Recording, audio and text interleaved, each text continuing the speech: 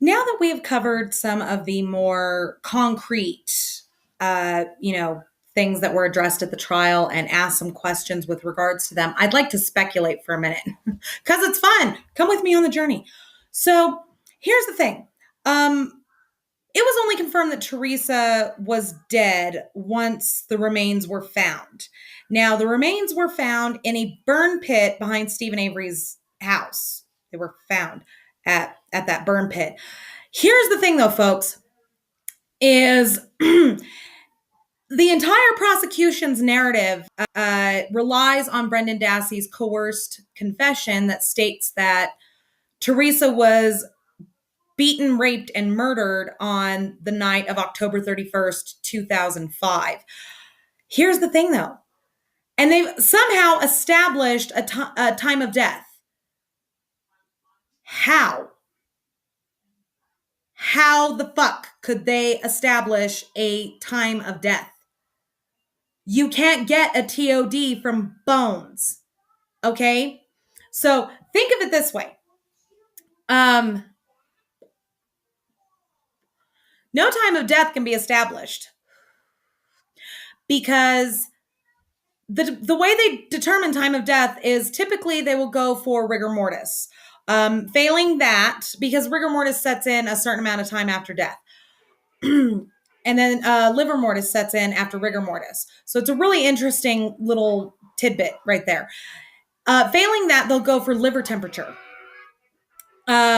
If that can't really be accurate, they'll go for stomach contents because the stomach will stop digesting at a certain point after death. And if they can establish the last time, the rough time around the last time that the victim ate and the degree of digestion by that point, they can get a rough idea of time of death. But you can't get time of death from bones.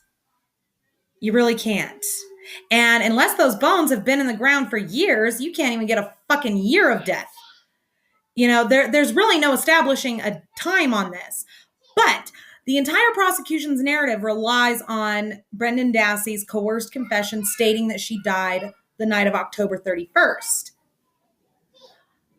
But the bones weren't even found until day 4 of the investigation. Teresa might have been taken maybe by someone who claimed he was going hunting out somewhere and murdered elsewhere. Her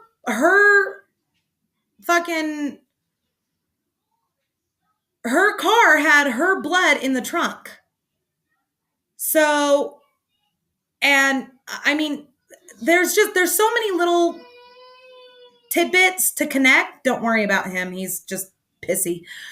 There's so many little tidbits. I mean, it's very possible that Teresa was taken by someone, maybe by someone going hunting or claiming that he was going to see his mother in the hospital. Just saying.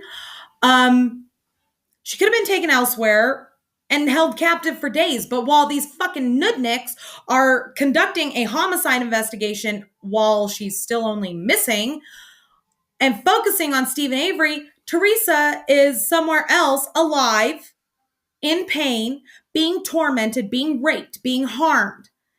And if they hadn't focused a murder investigation on Stephen Avery and actually treated it like the fucking missing person that it was, they could have found her alive.